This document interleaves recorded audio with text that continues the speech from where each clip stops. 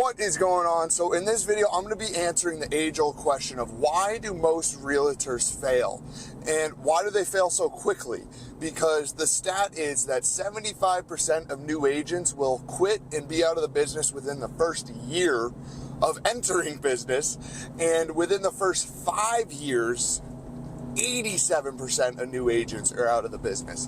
87%. So if you just last 5 years, you're in the top 13% of agents, which is wild to think about. But I wanted to talk my perspective and why I think so many people end up not succeeding and really just kind of dip out before even getting started. And I feel bad. I'm in the middle of a sidewalk for this guy. But the first reason that we're going to touch on is timetable expectations. So people go into this thinking that they're going to get their real estate license on a Monday, and then by Friday they'll have a house under contract and they'll be getting paid. Well, that's not how it works, because even if you did get a house under contract in your first week, which is crazy ridiculous, it still takes 30 to 60 days to actually close that. Well, 30 to 45 is typically what it is. And right there is timetable expectations that people don't expect. They also think that they're just going to get into this and end up being uber successful super quickly, because they think, hey, I know a lot of people I know are buying houses, they're looking for houses, and I can help and I can step in and get money from this. But just because you know people who are looking to buy houses and you end up becoming a real estate agent doesn't mean they're going to use you as their real estate agent, especially if you're brand new. And this was something I first doubted. I was like, that's probably just what people say. No, it's true. It's true. Just a lot of people don't like using new real estate agents because they don't think you're good for some reason, even though you could be, but they just won't give you the shot. And you have to understand that you're starting a business when you get into real estate, because you're basically an independent contractor. You're your own person. You make money from selling houses yourself. So you have to understand, growing a business takes a while. As Warren Buffett said, it takes 20 years to build a good reputation, but it can take 5 minutes to destroy it. And if you look at business like that, you're going to treat every interaction, every meeting you have differently, because you know how important each step of the process is to get right and to actually care about your customers and put their needs ahead of yours and really be customer first and just give good service. Next, we're going to talk about easy money, and they're really not bought in. So they think, hey, I'm going to get my real estate license, I'm going to start making money immediately. Not really the case. Some people can take up to a year to get their first deal closed. A year without pay. A year. I think I went 4 to 6 months before getting paid in real estate. Luckily, when I entered, I still kept a part-time job, because guess what? I knew the reality that just because you get your license doesn't mean you're going to be a big-time baller out of the gates. So that's one thing people don't realize. And again, they're not bought in. So they fall in love with, I can make these big commission checks. And they don't fall in love with that you're actually helping people advance in life, hit life goals, because so many people's life goals is to buy a house, and you're helping with that goal. And a lot of people, again, they're just bought into the side of, I get to work for myself, I get to make my own schedule, and I get big commission checks. Because yeah, it is nice after spending 30 to 40 days on something and you get a $6,000, $10,000 check. That's pretty sweet.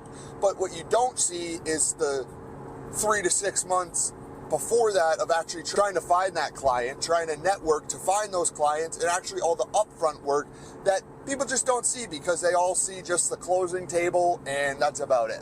Next is going to be priorities. I don't think enough new agents have their priorities straight, because real estate can be super overwhelming, because when you get into it, there are so many lead generation sources. Like, you can do paid ads, you can do YouTube content like I do, you can do social media, you can do Zillow leads, you can do cold calling, you can do circle prospecting, you can do mailings. There's just so many options. And once you become an agent, well, guess what? Now everyone's going to try to sell you on the best lead generation. So people just get the shiny object syndrome, and they switch from thing to thing to thing, and then, well, guess what? Nothing ever actually works, because they just keep switching and they never give time to the thing that they actually wanted to do. So I always suggest to pick 1 to 2 lead generation strategies and just focus 100% on those. Just keep focusing. I was way too spread out when I started. I was trying to do a little bit of mailings. I was trying to do some social media. I was trying to do a little bit of paid ads, but I didn't want to spend too much. So like, you have to figure out, okay, I have X for a budget, where should I deploy X? And then they also just think that deals are gonna fall into their lap. So they sit around all day doing nothing, thinking, hey, someone's gonna come and say, I wanna buy a house. Someone will come, they know I'm here. But yet they're not doing any of the outreach. They're not making known that they're a realtor. They're not making known of their expertise. And last I wanna touch on is grit. So I don't think enough new realtors have enough grit because again, one of their biggest reasons for getting into real estate is I want to be self-employed and I want to make my own schedule. Well, that doesn't mean that you don't have to work. You still have to work. And chances are you're going to have to work a lot more than you were at your other job because, again, you're starting a business from scratch. That takes a lot of work to build clientele, to build a reputation, and to actually be steady with income, especially in real estate. So they think that someone's going to hold them accountable. Nobody's going to hold you accountable. Even your broker, they might help a little bit depending on how much they help hold your hand. But like I'm with EXP currently at the moment, there is zero accountability from my broker, from anyone, of what I do on a day-to-day basis. I am the one who holds myself accountable. So if you can't hold yourself accountable, this might be a very, very tough business for you to get into. If you're someone that really struggles with staying consistent in the gym, well, are you really going to stay consistent calling people who are just going to scream at you? I don't know. So they don't have enough grit, and that also comes into play when they do get an opportunity for a listing appointment, for a new buyer, and then, well, guess what? People leave. People are not loyal anymore, is one thing I've noticed. You can treat them like a king, and they'll leave in a second for either a cheaper rate, someone tells them a higher price. I had friends of mine who went with another realtor because it was a 0.25% lower commission. They never even asked me to match it. They just went with him and then ghosted me. These were my friends. It's wild. Another one, I told them where a price would sell at, and I said we should list it a little bit low so we can get more interest, but I'm pretty sure this is where it'll sell. Well, they listed and it sold right at the exact point I told them, but they didn't have many showings because they listed it high. I knew it would sell high, but if you listed a little bit lower, well, guess what? Now you get more interest. And I just don't think this is something a lot of people know on the customer side. A lot of agents know it, but the customers, they just, ooh, this one said that my house should list 20 grand more. Let's go with them.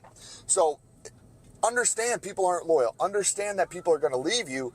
And there is where you really test how strong you are mentally, because trust me, when things like that happen, doesn't matter how tough you are mentally, it is so frustrating because you know you did all the things correctly.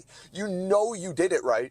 And trust me, if I say with that one house, if you listed it lower, I bet it would have sold more than what it sold for. So I'm just pulling in the gym, but that was kind of the base of what I'm doing. I'm going to hit some cardio real quick, but the biggest thing of why people fail is they just come into this with way too high of expectations of what they're going to make for money in the first year. Like, yes, you see these people who come in and they kill it the first year. They make $250,000 in commission. Fantastic. They're an anomaly. It's not the everyday person that does that. And then people just, they have false expectations. They think that they're just going to come into this and a business is going to be set up. No, you have to build the business. And then they also just think people are going to fall into your lap. They think, oh, this is easy. And then when it's not easy, they don't have the grit to actually go through it and realize, hey, in 5 years, I'm going to be the top 13% of realtors. Hey, in a year, I'm going to be in the top 20% of realtors. They don't look at this stuff. So that's the biggest thing. If you're coming into real estate, just have expectations. And I always suggest, especially if it's either like you keep a part-time job or go cold turkey. Depends how committed you are and what your financial situation is. But if you're pretty tight with money, I wouldn't be one of those people that quit 40-hour-a-week job to go do real estate. I would try to find something that maybe you can kind of find to cross that bridge, because it can be, again, people go a year without getting their first commission check. So I don't want to make this video to be a like Debbie Downer. I just want to be a realist, because that's something I am. Like, it's all about the inputs and the outputs. So as long as you're putting in the correct inputs, you will get the outputs in time. But you can't control how long that time takes from input to output with real estate. You just can't. So that's the one difficult part. Anyways, I think this kind of wraps it up of why most realtors fail. They just aren't tough enough, really, is kind of the basis of it. So I hope you guys enjoyed this, and I'll catch you guys next week.